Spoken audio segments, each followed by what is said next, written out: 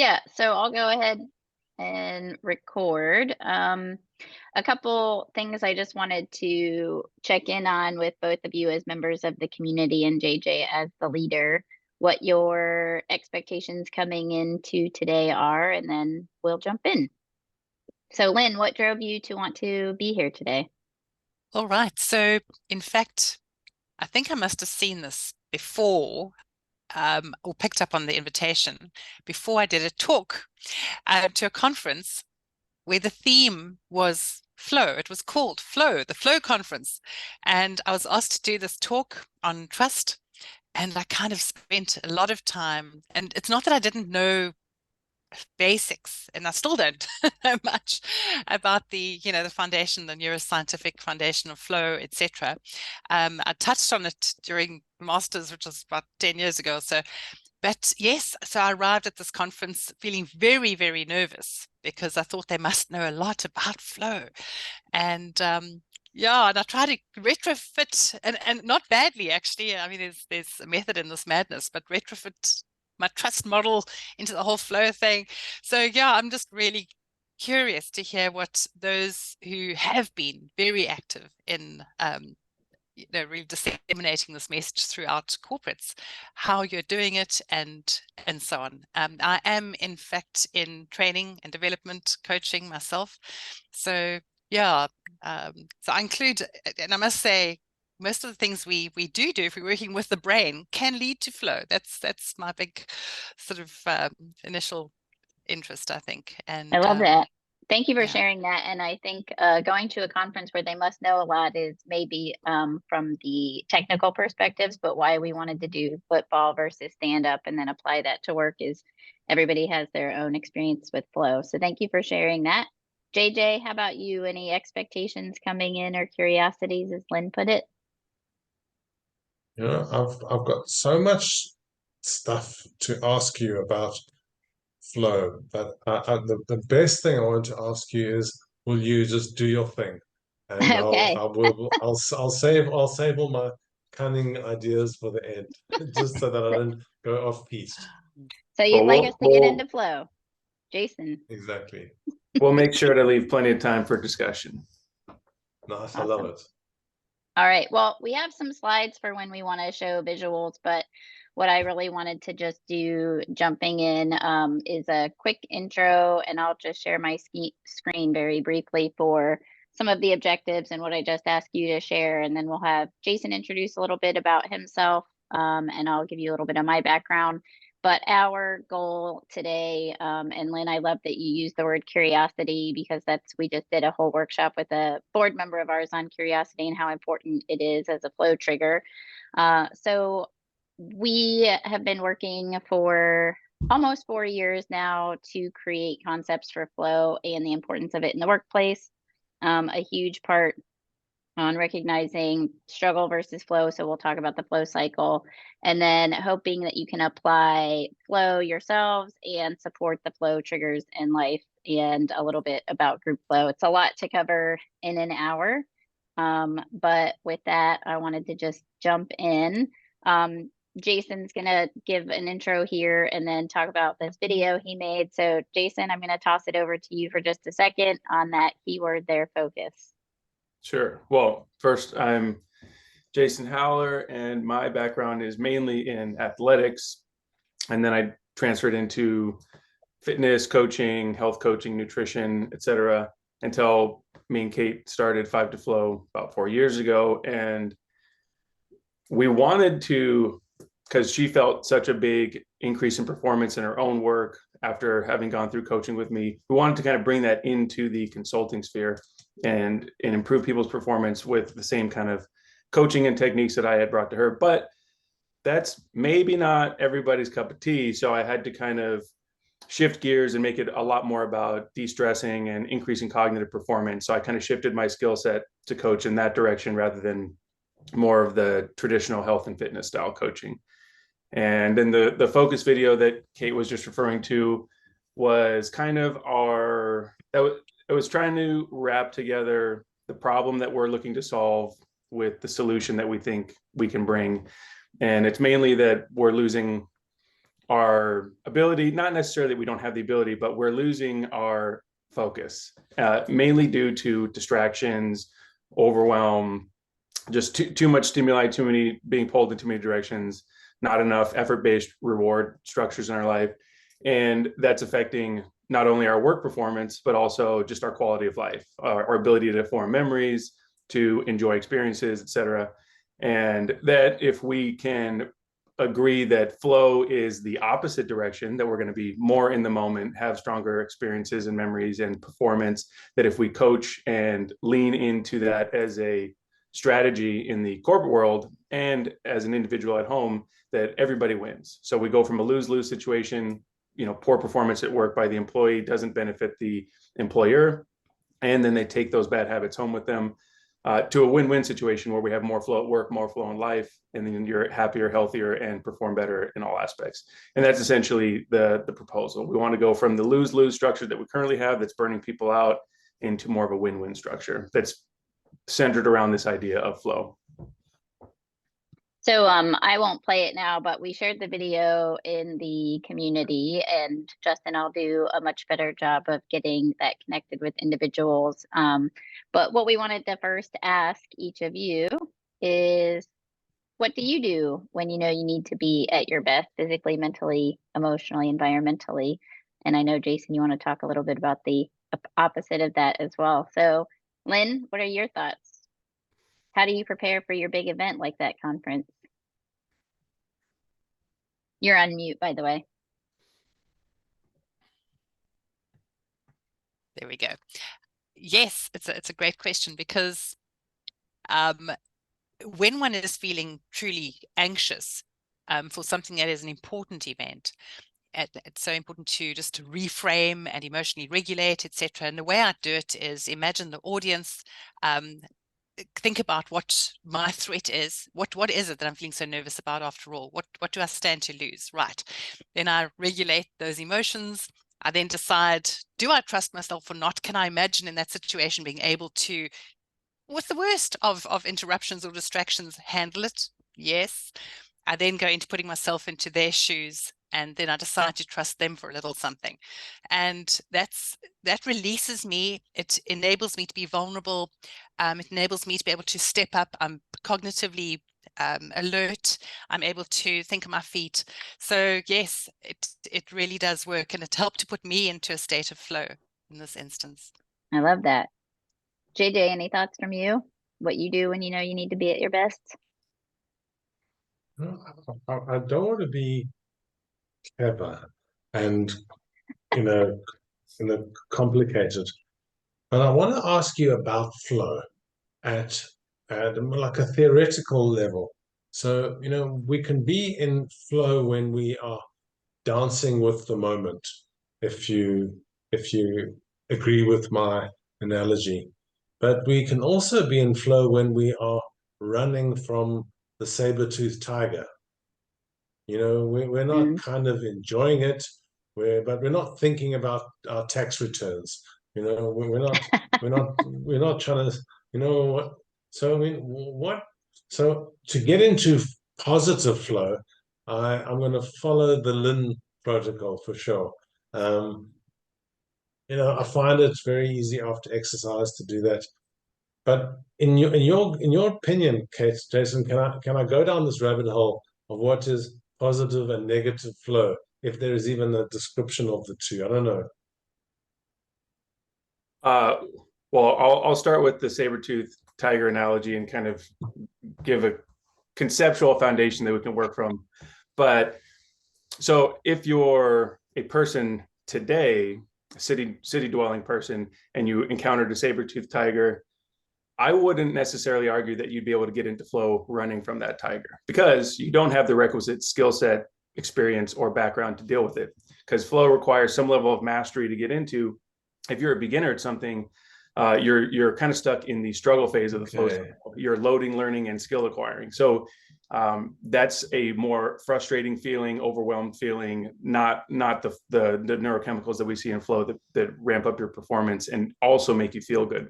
So, but if you were some kind of hunter-gatherer that had grown up in this life and you knew where all the trees to hide were and you had a spear and you had skills and capability, absolutely you get into flow running from that saber-toothed tiger, because you have a requisite skill set that can meet the challenge. The challenge is right there on the edge of your abilities, so you have to rise to the occasion to meet the challenge, and your brain recognizes that the challenge is so great that it needs to sacrifice other abilities that the brain is, thinking of the past, worrying about the future, kind of like Lynn said, the anxiety about what might the audience think of me. That's a inner critic or future tense type of thought, like, how might it go, versus right now in the moment, my skill set dictates that I need to do these clear goals in order to survive the situation.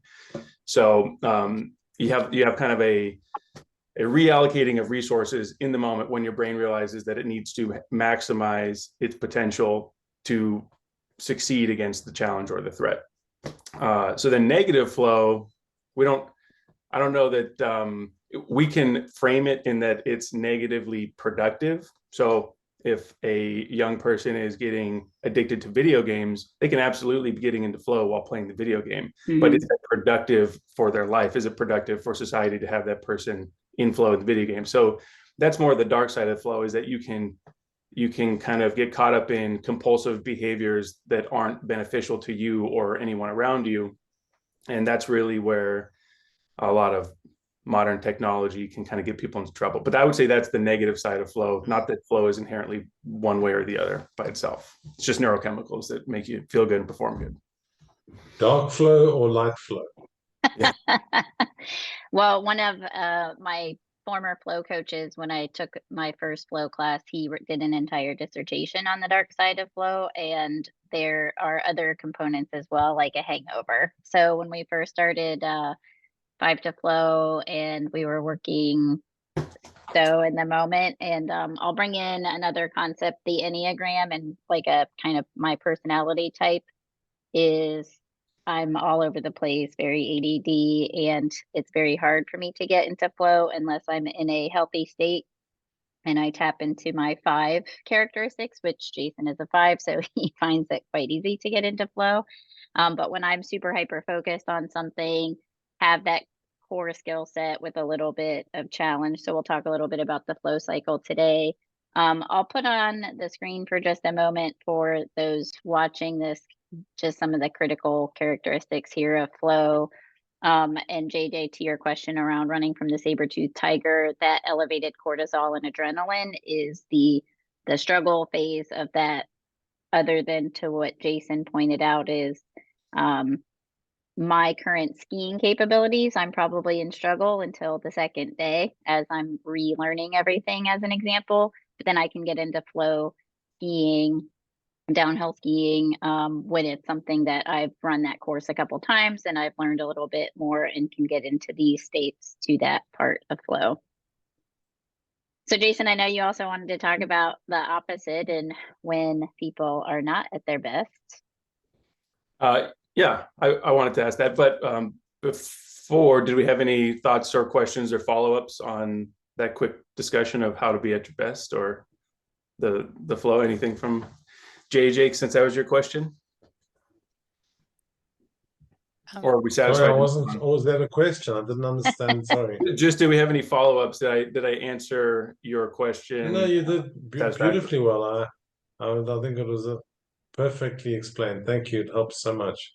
Okay, excellent. So now so it's always fun to talk about the positives. What can we do to be at our best?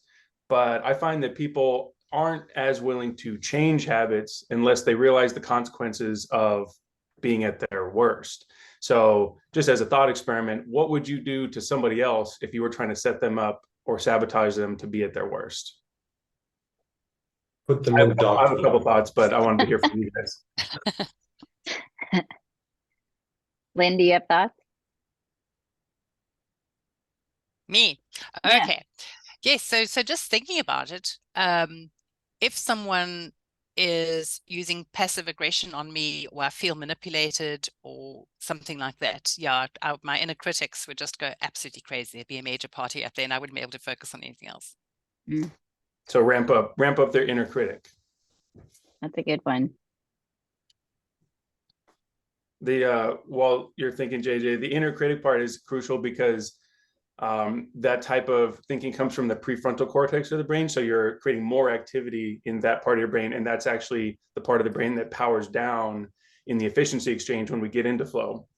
And so essentially, if you're actively inner critiquing yourself, you're going to block yourself from getting into flow. Whereas while you're in flow, there's no inner critic to speak of because you're right there in the moment. You literally don't have the cognitive resources allocated to be thinking about inner critic stuff, past or future. You're right there in the moment. And that's where all of your resources are allocated. So that was a good one, man. Okay, good. Perfect. JJ, any thoughts from you on that? How would you sabotage someone? The sabotage is, I don't know, it's such a big conversation because we're all sabotaging each other in some way, subtly. But what is the intention? So, what is the intention behind being the Jason, saboteur? I mean, Justin, I can't believe it. We are. Is that testosterone? Is that No, but testosterone speaking? But think about it, and think about it for a second. When we are speaking, we all want to sound like we're saying something important. Therefore, I'm, trying to one up the other person because I want to be able to say something of value. And if I'm not having that feedback, then I'm going to feel intimidated, and then I'm going to be either passive aggressive or defensive or even aggressive. So, I mean, this is very subtle. I mean, we're obviously in a room now, and I'm saying that, and I'm now feeling clever by saying it because now I'm being a bit challenging. You can see the rabbit hole that I'm going to go down. So, the intention around this is very important. So why would I want to so it's the reason behind the question. Jason, sorry for being so verbose and obtuse at the same time. Well, I have two. It's no problem. Go ahead, Kate. I was going to say I have two thoughts on that. One, a podcast Jason shared that then prompted me to read the book Stolen Focus. And he points out there's tens of thousands of engineers whose number one job it is to steal our focus, right? So in knocking people out of flow, if you think about 10,000 engineers, 20,000 engineers want you to open this on Instagram and play on it while I'm hosting a session, and this shouldn't be anywhere near me, right? I shouldn't be distracted. In converse to that is why I wanted Jason to talk about football and having a shared goal. So Justin, you mentioned intent, and being more clever or whatever than anybody else on this call would imply somebody wants to win at this conversation when that's not the intent. 5 to Flow's intent is the more everybody learns this content from loads of different perspectives and experiences, the better we can drive group flow, for example, which is, Justin, what you had been asking to learn a little bit more about. But Jason, jump in on that, and then maybe we can talk about your football story. I'll just frankly answer JJ's question and say the purpose of my question about asking what you would do to sabotage somebody is to set myself up to say that in the corporate world, we're sabotaging everybody. And the three things that I had come up with were, if I was going to sabotage somebody, I would wreck their sleep. I would make sure that they don't get restorative, good quality sleep.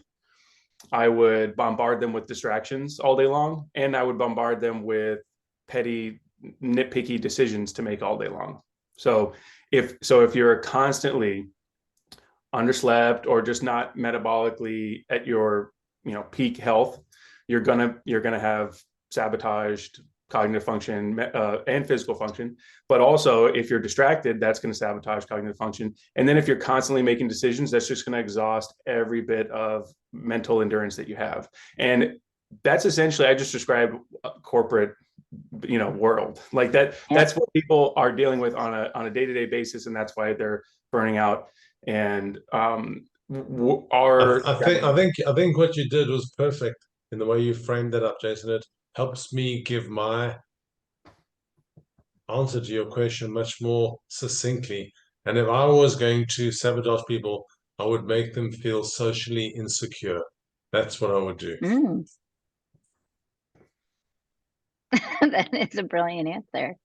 It's a bit shorter, isn't it? But Nailed it. thanks for Awesome. framing it up, Jason. That was well done. Thank you. Perfect. I think we can move on, Kate. Yeah. Well, what I wanted Jason to cover when we first started Five to Flow, we were building out models of what if we took the concepts of flow in athletics and thought about how you actually prepare someone at work to be successful the same way you do athletes. I was a power lifter. I was a softball player. All of these things here in how you enable flow in football and in sports are things we could replicate at work. To go to the neuroplasticity piece here, I think, Jason, you can cover that journey there in football, but getting then back to tie this all together from an intent perspective and why you wouldn't sabotage people on your own team here. Jason, I just wanted you to share a little bit about this story. And I won't play this video here, but I want to share it in the npnHub for everybody to take a look at some of the concepts of flow there for Jason. So what's your football story? I don't know if this is a story, but I'll describe some of the aspects that led to sports in general, but specifically high level football for me being a really good source of flow and group flow.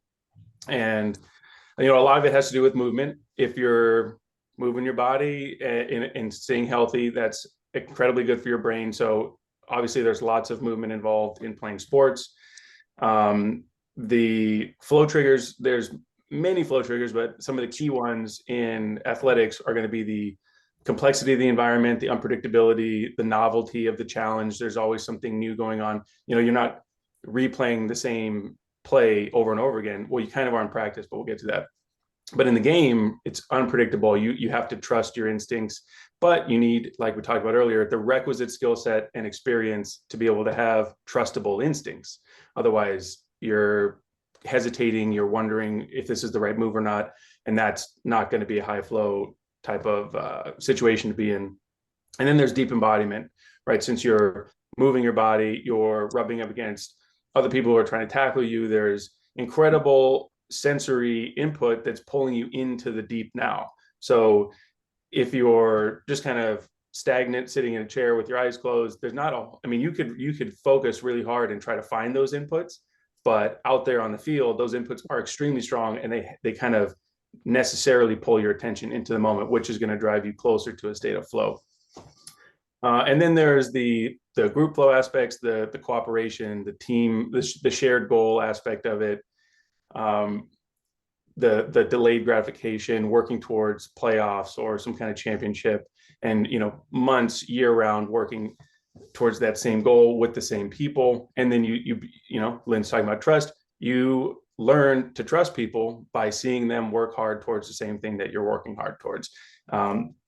But also in terms of actual group flow, say you have 10 games a year, but you have dozens and dozens of practices, hundreds of workouts, you're probably not getting into group flow other than maybe those 10 games a year. And even within those 10 games, not the entire game, maybe a portion of the game, like a quarter of the game or a half at most. But I think this is a misconstrued or just misunderstood about group flow, is that you're just magically going to get into it all the time with the right people doing the right thing. And it takes a lot of build up to be able to do that with a certain group of people. And there has to be a pretty compelling event. So a playoff game, you're losing by some points. It's the second half. If you don't pull it together now, your season's over. Everybody has to rise to the occasion together equally and meet that challenge.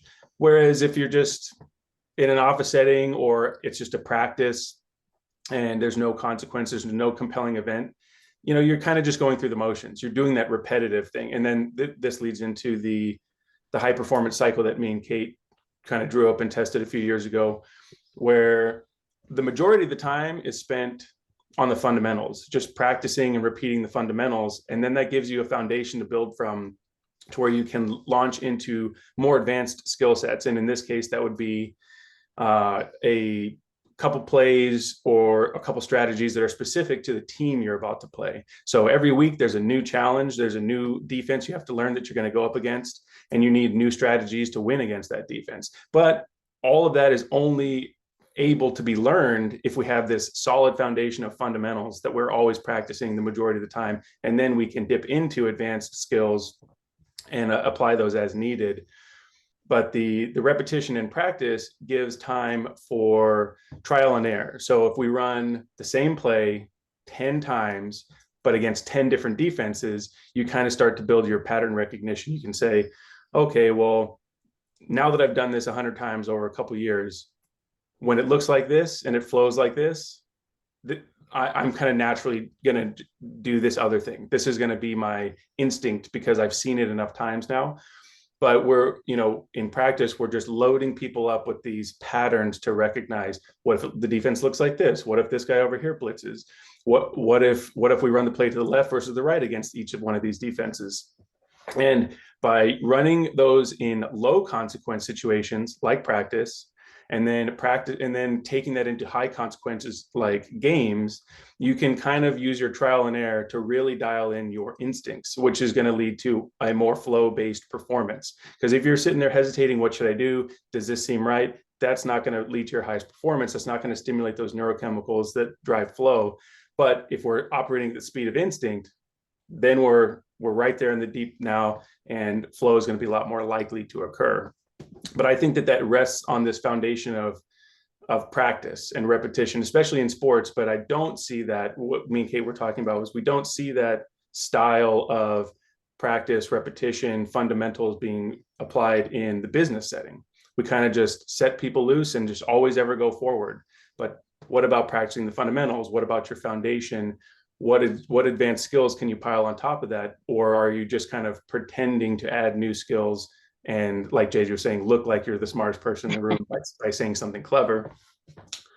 And yeah, I mean, that's kind of my spiel on football. But I wanted to share a couple things on that too, and this is not the best screen share item, but this is when Jason and I were in Flow preparing to build the company, we talked about this here is setting a baseline and assessment. So in each of your jobs, if you can think about when you hire or are moving a person to a new team, how can you get a baseline assessment of that individual's skills? What are their natural skills?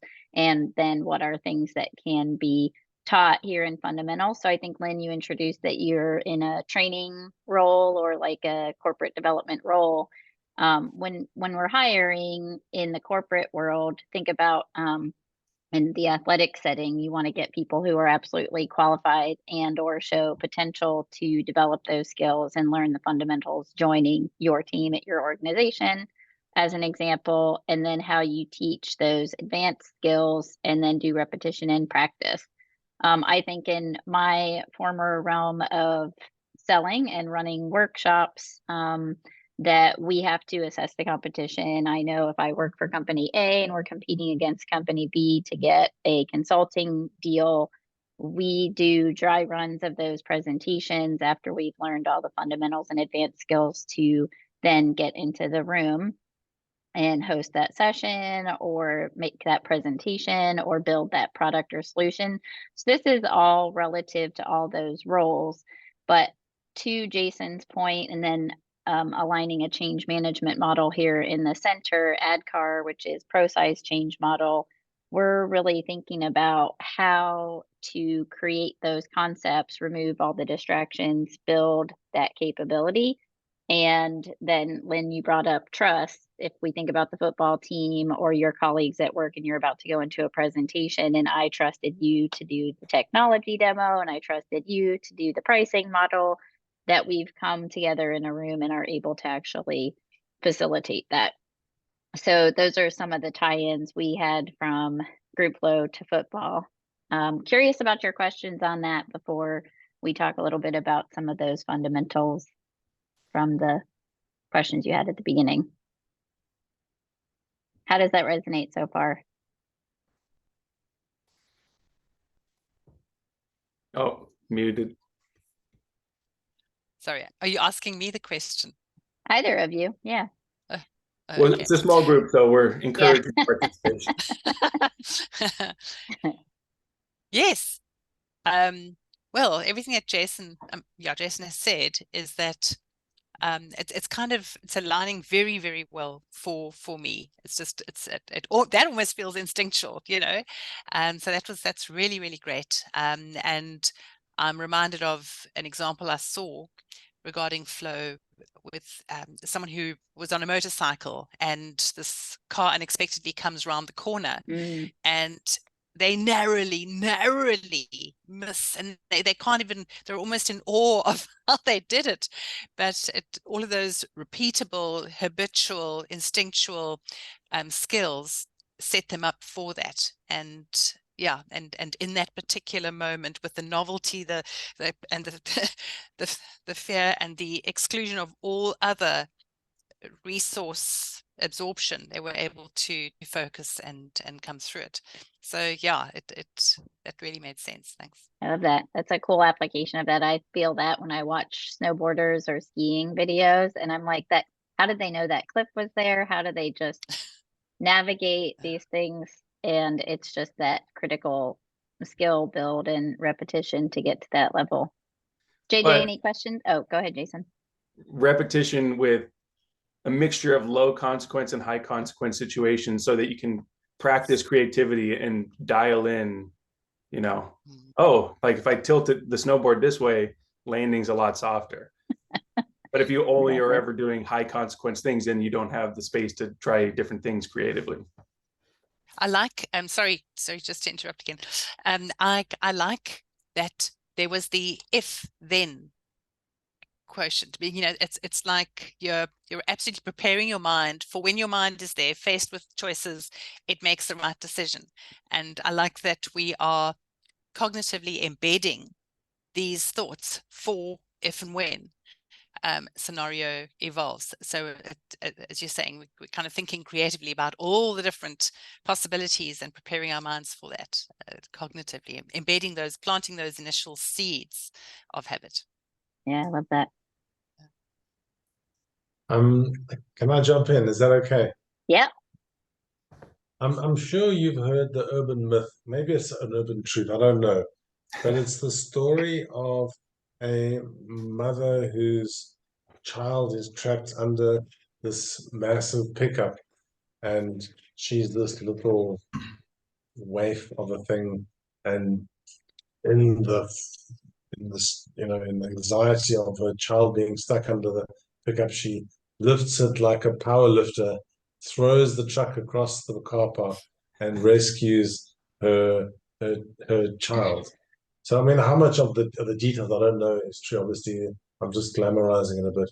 But in that kind of experience, where does the flow factor fit? Yeah, I think there's probably going to be a lot of things going on, but the neurochemicals that are released in flow, I'm sure people on this call remember them better than me, but there's going to be dopamine, anandamide, endorphins, which will be a huge part in this scenario that you just talked about, serotonin, there it is, and norepinephrine.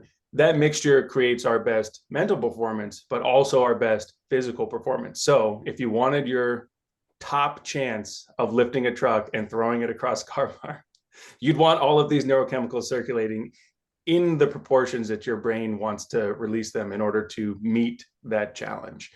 So I would say that she would absolutely have had to snap into flow. These neurochemicals would have flooded her brain, maximize whatever her potential capabilities were, that, you know, whether she lifted up the truck or not, whatever her capabilities were would be maximized in that moment due to those consequences, the situation, the challenge at hand, and then these chemicals flooding her brain to meet that challenge.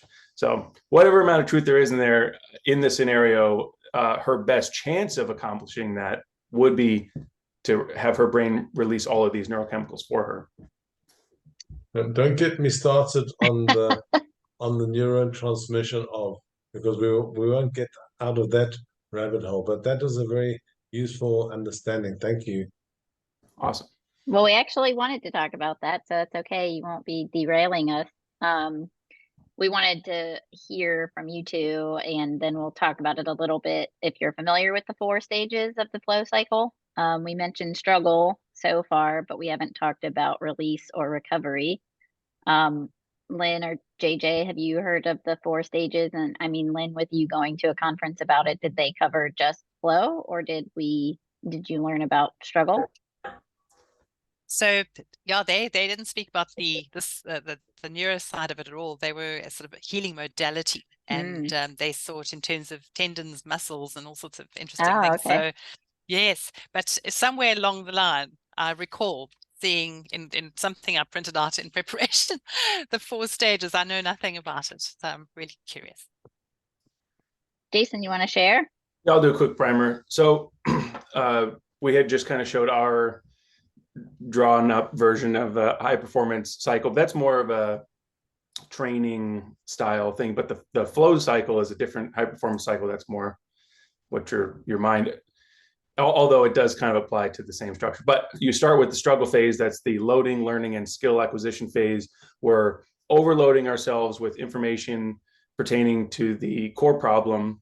We're primarily operating off of dopamine and norepinephrine, which is kind of heightening our alertness and are able to absorb that information. But at the same time, it's not a pleasant, flow is going to be pleasant, release will be pleasant, but this overwhelm is kind of frustrating and a little anxiety inducing. And struggle phase is where a lot of people get stuck in modern life because scrolling on the internet or just kind of interacting with digital media in general, watching TV. These are all forms of loading and learning. Whether we are actively trying to load and learn or not, our brain is being exposed to stimuli that it's trying to absorb. And this kind of overloading of stimuli leads to a somewhat stressful, frustrated feeling. So if we're only ever there, then that's not going to be all that pleasant. But we do learn, we are absorbing the information really well in that phase. But we want to take that information, transfer it down to the subconscious, and let the subconscious kind of marinate on it and come to some congruent narratives, because there's obviously way more processing power there. But how do we do that without loading up on more information? Well, we need to go to the release phase of the flow cycle, which is the second part. And so you're going to take your mind off the problem. And the best way to do this is with some kind of tactile task or physical activity. We're essentially trying to stimulate nitric oxide to kind of reset the chemistry, get the cortisol and the norepinephrine, get that out of the system, come to a more calm place by stepping away from the loading and learning of the information. We're letting the information we just accumulated sink down into the subconscious, where it can process a little better. And so, this could be gardening, this could be hobby work, this could be light exercise, this could be going for a walk outside. Even sunshine itself will help stimulate nitric oxide. So even just kind of doing these things outside, or if you only have a few moments to go out and get a little sun on your face, that can even be helpful. But we'll kind of know that the release phase has worked if you kind of notice that your breathing is a little deeper, you feel a little calmer, you're not as kind of amped up and operating from a more frenetic energy like you would have been during the struggle phase. Once you've successfully done that, you're essentially ready to take on your challenge and try to perform at your best in flow. You're primed for flow now. And this, just so we're clear, this can happen within a few hours. This can be over the day, over a week, over a month, over a year. We can apply it in different ways. It isn't some kind of dogmatic thing that happens specifically in different timeframes. Kind of depends on what task it is that we're learning about or what problem we're trying to apply to. Anyway, after we flow, we've used up our jet fuel. We've burned through a lot of expensive resources. So we're probably not going to feel great. So if I'm writing, for example, and I write for maybe 2 to 3 hours, start to get a headache, sentences don't really finish, I'm struggling finding vocabulary, I start to think nobody will want to read this, all of these kind of negative things. Whereas an hour before, I'm cruising through. One sentence leads into the next. Everything I can pull is effortless, right? The feeling of flow is effortless. One thing flows into the next. That's where flow gets its name. One idea flows into the next. One action flows into the next. But we start to lose that because we're running out of these performance and feel good neurochemicals. So it's time to recover.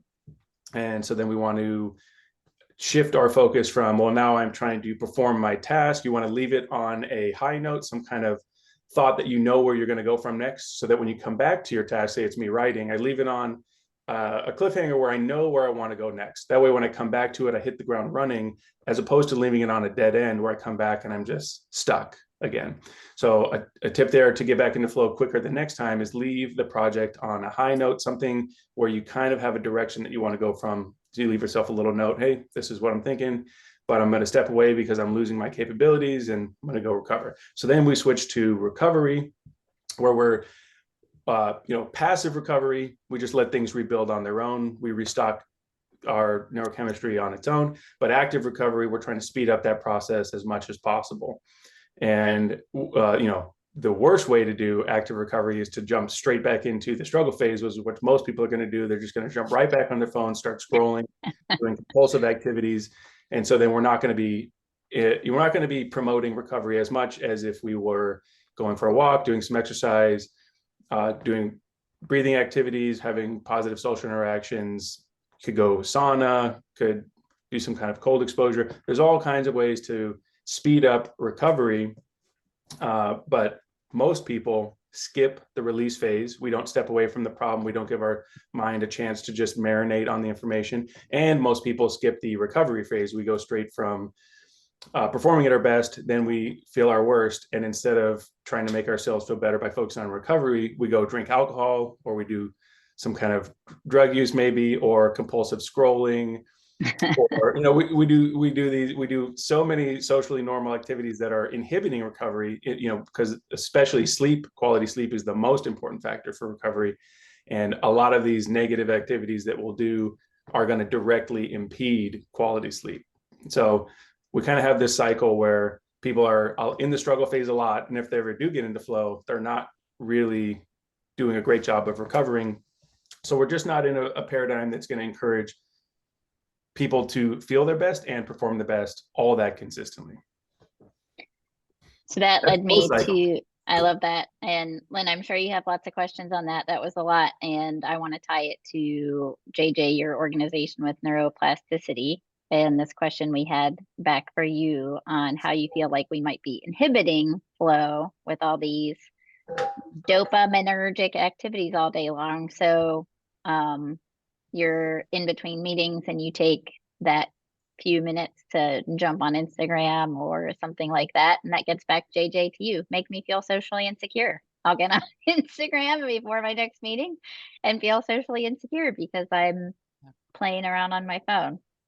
So what are both of your thoughts on that, what we've covered so far, and this question we're curious about from each of you with your history in neuroplasticity? Well, I really did recognize myself in these stages, because I get bored by preparing for these talks. I'm bored. I get the brief from the organization. I'm so excited. I'm so challenged.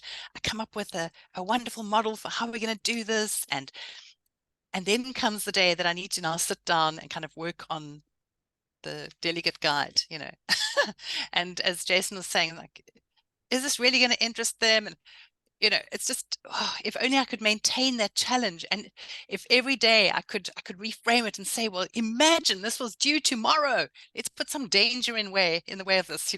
Let's create a real challenge for me. Would I get this done in 2 hours? I could, that sort of thing. But instead, no, it's like, let me just go and have another cup of coffee, think about it some more, let it percolate. And yeah, so I stay in that struggle phase for so long. And it's mainly, in fact, that I am not in my sweet spot. So the whole role of dopamine here, that beautiful balance that I'm meant to have, I have to keep providing myself with challenge along the way. And you're so right. If only I would allow myself to take time away from the desk then and go for that walk or plunge into the cold sea that we're so lucky to have around the corner. And I love, a lot of what was said here, because really, when I do say, for example, I set these little targets for myself, and I'm talking a lot now, but I'll ask my husband, I'll say, listen, 6 o'clock tonight, when we're having our sundowner, it's always better with a sundowner. When having a sundowner, I'm going to give you this talk. I'm going to share, some big nugget, because I know at that point I should be able to flow. And I want to have the experience of flow so that I feel encouraged. So yes, these are the kinds of things that it's so important to just know for sure. And that gives me a sense of certainty. I know which phase I'm in. I know which phase I need to go to. I love leave things on a high note, so that you can enter that phase in an accelerated way. Thank you. It was great. Okay. JJ, any thoughts from you? Can you be in flow in finding which phase of flow you're in? Can you be so familiar with the model that you become, I suppose you can, huh? You can be skilled at anything. The cortisol or the acetylcholine from focusing can help you get over that struggle, and pain release of those endorphins as you get your game on, and then you find that dopamine pathway, and then you recover into your serotonin state of well-being. So, I mean, serotonin is a good point to rest on for a second. To rest on, is that the goal of the flow journey, to be serotonergic? Is that the goal? I haven't seen it proposed that way, but I think I mean, this might lead into the street drug analogs of these chemicals, because if you could take the mixture of, people get addicted to street drugs all the time, and just one of them at a time, let alone, and since you can't take them, certain ones, 2 or 3 or 4 at a time, and have the proper effect from each one combined, but our brain can combine them in a way that we're affected properly by all of them. So being serotonergic, it's the combination of all of them that creates this feeling that is kind of addictive, because it feels so good, and people take drugs all the time to get to that a slice of that feeling. So if we can find activities that we can do that get us there, we kind of can become addicted to that. Think about a surfer, extreme sports athletes. They get addicted to these activities to the point where they need to push the boundaries further and further to create a higher level of challenge, to get into a deeper level of flow, and their sensitivity to these chemicals, or to the triggers that create them, have to increase over time. So it's a very powerful mixture. I don't know if it's specifically one of them that is creating that positive feeling, but yeah, you might know more than me, actually. Yeah, I have a thought on it, which is a really good podcast too that I'll try to find and put in the chat here, around pleasure versus happiness, and the pleasure you're gaining while in the flow cycle, and the dopamine hits that either I get, or like if I talk about stand up for a second, and when I hear people laugh at my jokes, then I get a dopamine hit. But then after the session, when I go to recover, I've now released serotonin and I'm happy. So there's a very big difference of pleasure in the moment with the flow cycle, and walking away happy and leaving on that high note that Jason mentioned. And then Lynn, I'll circle it all the way back to your comment on trust as beginning with the release of oxytocin in the recovery cycle, because oxytocin, as you both know, probably from a Paul Zak presentation, that he calls the trust and the happy hormone. So when you're in that recovery stage and reflecting on this amazing, like if you're a skier and you look back at the mountain you just came down and you're like, whoa, like in the moment, you've got that dopamine pleasure. This is fun. But I get to the bottom and I'm overwhelmed with this, the serotonin and oxytocin feelings, which are more what we really want to get to. That's the problem with the current dopamine addiction that everybody has from the likes, because then you walk away from that, or some of the drugs that people do that boost loads of dopamine, but then you've depleted the next day and you're out of that and serotonin and can't feel happy. Yeah. Well, that was kind of the question that I wanted to get to in this last part before we run out of time, was that if we're overloaded with these easy paths to dopamine, it's going to really inhibit our motivation to do effort-based reward activities. And most of the things that we'll benefit from in a productive way, either that furthers our career or our quality of life, those are going to be more driven by effort-based reward paths. And that's going to increase neuroplasticity more. And so also these kind of compulsive behaviors that we are alluding to in modern tech-based societies, they're going to create more stress. And we know chronic stress decreases neuroplasticity as well. So I always found that in fitness training, you can do a lot more negative with a bad diet than you can do positive with a good diet. And I think there's something similar here, where just removing the negatives, the easy dopamine, and practicing more effort-based reward and trying to focus on decreasing stress and increasing quality of sleep, that's going to be the biggest gain for most people, rather than focusing on really nitty-gritty advanced strategies to gain a couple extra percent at the top end. I think that the biggest gain for the majority of people and for our main clients in these companies is, let's try to remove as many of the negative impacts as possible, because they're just so abundant and they're so powerful. And I think that, if we're desensitizing to dopamine by just getting easy access to it all the time, we're just destroying our motivation for these longer term rewards that we need to work for in a career or a life and that kind of thing. Jason, I love what you're saying. I'm going to jump right in. You're speaking about inhibitory and you're speaking about rewards. And this is probably a question for another podcast, because it's a big one. And when I was listening to you, I was thinking about the excitatory and the inhibitory neurotransmitters.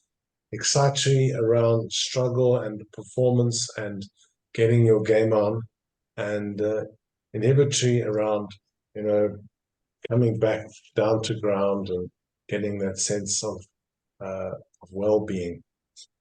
But the question that maybe is worth answering now, or thinking about and having another conversation, is around how to inhibit over excitatory neurotransmitters, which is the TikTok effect, just too much information, and how to not overstimulate inhibition so that people are just numbing out and,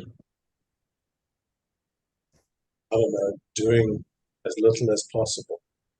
So do you see where I'm going with this? Is it a fun thing to play with? We're getting to the how, the practical application of this theory. Yeah. That's the game, isn't it? Eh?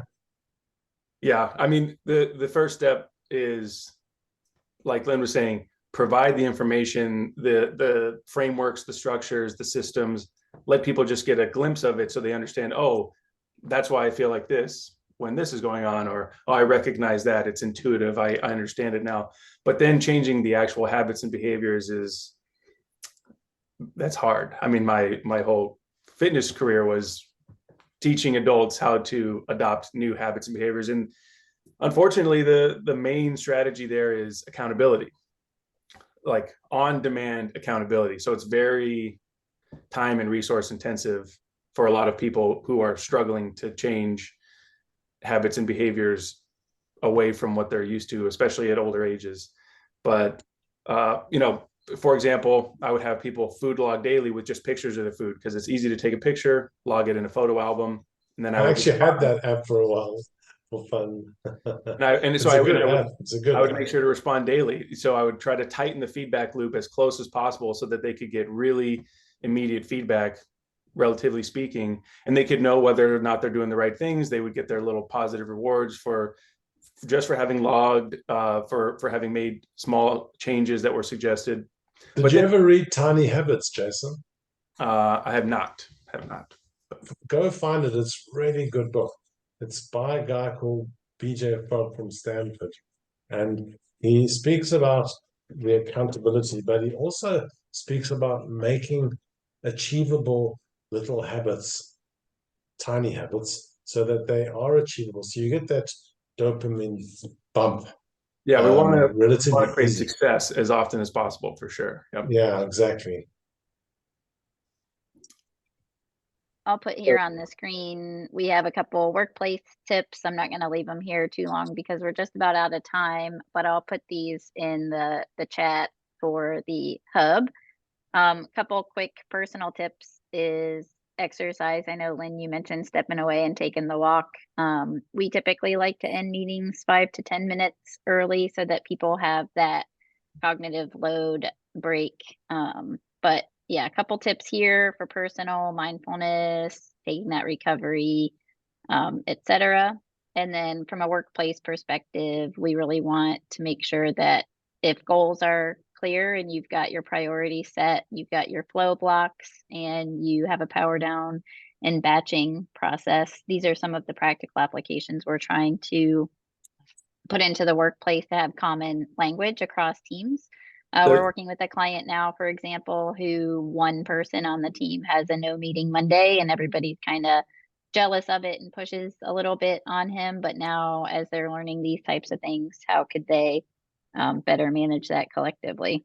So the short version of that page full of words is, if you know what you're meant to be doing now, and this is all derived from the goals that you have set for yourself, but if you know what you're meant to be doing now and you know what comes next, then you can just sit down and focus on exactly what you're meant to do. And you have appropriate time to do your best quality work on that thing. Then that's going to be the foundation for how you get your best work done.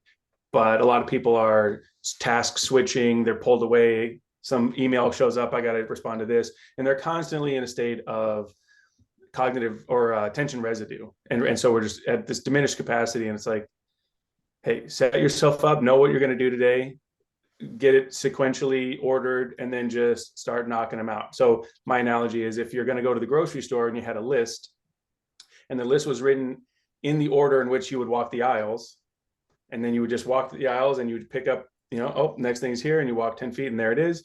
Versus if you go in without a list and you start wandering around, who's going to get their shopping done more efficiently and who's going to be more accurate with their shopping? It's the person with the list that's done in a sequential order. So it's like, why wouldn't we just set up our work days as closely as possible to something like that, or at least certain blocks of our work days where we're getting our more cognitively challenging tasks done? I love your logic, Jason. I'm late for another call, but thank you so much. That was such an incredibly interesting conversation. We've got to have more of these, because this is where we need to spend more time, especially the shopping example. I have to go shopping later, and I've got to try to remember what's in different aisles, so I don't have to spend more than a second in shopping. I hate it so much. But anyway, awesome. I must go. Kate, thank you so much. Jason, Thanks, Lynn, for Thank being you. here. Lynn, Thanks enjoy so the comic. Enjoy the comic you smell. Lynn, I'll see you on the dark side. Thanks, everybody. Have a Thank great you day. so much. Thank Yes, you. thank Bye-bye. you so much. I know, Dustin, you need to go, but I just wanted to ask a question. Kate, can I Yeah, possibly ask you? absolutely. Okay. And Jason's with us. That's great. Yeah. So between the two of you, as you were talking about the sort of the flow that some people experience just from switching from this platform to the next and that sort of thing, it reminded me of the Power of Fun book, and I can't for the life of me remember the author's name, but The Power of Fun. And she looks at fun and I love that. Yeah. science of that. Yeah. And she talks about fake fun. And I'm thinking, as you were going through that, just a thought was, we don't tend to feel as fantastic as we do. You're right. As you kind of come out from that form of so-called flow, i.e., just switching on social media, etc. As you do when you I walked off that stage and I thought, wow, I'm so pleased that I was preparing for flow, because that's what it's kind of what I got. I let myself go up there and I played a little bit more, and I kind of heard sounds come out of my mouth. I was almost in awe. I thought, wow, that doesn't sound like you. That's amazing stuff, and so I thought the awe maybe is also, it's kind of what distinguishes this, I'm going to now call sort of wrong flow, fake flow, or whatever, versus the real fun flow, because it's almost how you feel at the end of it. And it's almost like those social triggers, those emotional triggers of, there's a SCARF model, I have a SAFER model, so security, acceptance, all those kinds of things. They are so positive that you kind of feel it's all functional. Whereas after a fake flow, you're kind of thinking, this doesn't bode well for me if this is the way my habits are going to go. I feel really bad about the way I spent this hour. So that just struck me, and I wondered whether there was something in that you've discovered or thought. Or Jason, you want to go first? No, if you have thoughts to start with, go for it. Well, I mean, I'll just share one course I used to teach around the fish philosophy, which is a book written probably about 20 some odd years ago around fun at work and how to find the most fun way to accomplish a task. And the concept, there's 4 concepts of choose your attitude, be present, make their day, and play. And there's loads of research. I think, Jason, you and I were just listening to a podcast on the concepts of play and kids who go to school and learn how to play. But to your point, we've been talking a lot in the functional piece of this with flow and how to get into flow, group flow at work, or flow yourself on what you're doing, as if you can find fun in solving a problem. And that's why the challenge for the flow cycle has to be just a little bit greater than your skill set. But if it's too high, you go into anxiety. And if it's too low, you go into boredom. So I consider the flow channel fun. I know, Jason, you probably have some thoughts on that too. Oh, well, yeah, before we get to that, I was going to say that my initial thought around getting into actual fun flow versus task switchy flow is that the task switchy flow is just probably not actually flow. It's going to feel a little more frenetic. So it's going to be a little more of the neurochemistry that dominates the struggle phase is what that's the dominating driving force of that. You can still be productive. It just doesn't feel good. Right. Whereas you're getting things done, but it's kind of like you're walking uphill. Whereas flow, like you were saying in the presentation, you're saying a sentence and then it's leading into the next sentence, and it sounds better than you ever thought of how to say it before.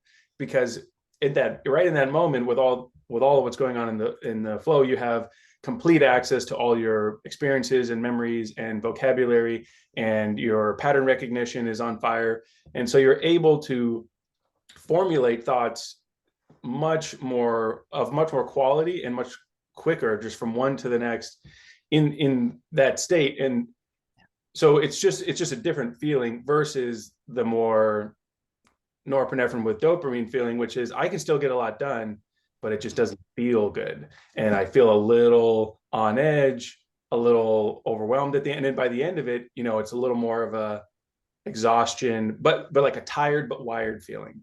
So I want to just settle down, but I'm kind of amped up. And so that's more of coming out of a struggle phase. And that's where the task switching leads you. That's where scrolling is essentially a super short version of task switching.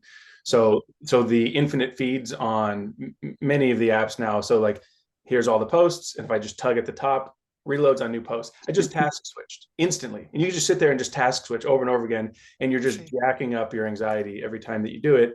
But you're also getting dopamine, because what if the next one is the most interesting thing on the internet? Yeah. What if? And so that anticipatory dopamine, you just keep tugging at it. And then, you're kind of sabotaging at that point. But the flow channel, what Kate's describing is useful, because if you understand, like you mentioned, oh, I'm bored, then we want to somehow make whatever the task is bigger. So, Yes. and I'm just going to spitball here off the top of my head, but let's say you're preparing for this presentation. If it's just the presentation and you think that you have time, you'll be fine. You want to do some research, but plenty of time to put it together. So you're kind of in the board section of it. If you reframed it and you said, well, what if this presentation leads to a bigger presentation or an opportunity? What if someone sees it that wants me to write a book that gets, any kind of direction. If you jack up the consequences, then it can drive you a little closer towards the flow channel. And likewise, if we're on the other end of the spectrum, anxiety, we maybe need to break down those consequences into smaller chunks, or break down the task into a smaller chunk. Maybe not the whole presentation, but what about just the intro? Maybe I just need to focus on the intro today because I'm feeling a little anxious or overwhelmed. Right. So again, just like the flow cycle, when you mentioned, helps you dial in, well, where am I now? What do I need to do next? Same thing with boredom and anxiety. Well, what am I feeling now? What can drive me closer to that flow channel? Yeah. Yeah. No, great. Wonderful. Well, thanks to both of you. I know it was a tiny audience, but I felt that you really did maximize the time, and I'm so grateful that Justin also joined us, and I wasn't the object of all the attention. Thank you so much. Well, we don't mind small audiences, because there's one person at a time who I'm sure you have a great network, and there's that we believe in the kind of trickle effect out and all of that. So thank you so much, Lynn, for being here. Look forward to working with you in the future in some way. And I'm sure we'll see you on the hub. Thank you so much. Absolutely. Thanks, Jason, I'm very open to all of that. Excellent. Thank you so much. Right. Thanks, see you Jason. again soon. Take Thanks care. very much. Bye then. Bye-bye. Bye. Thank you.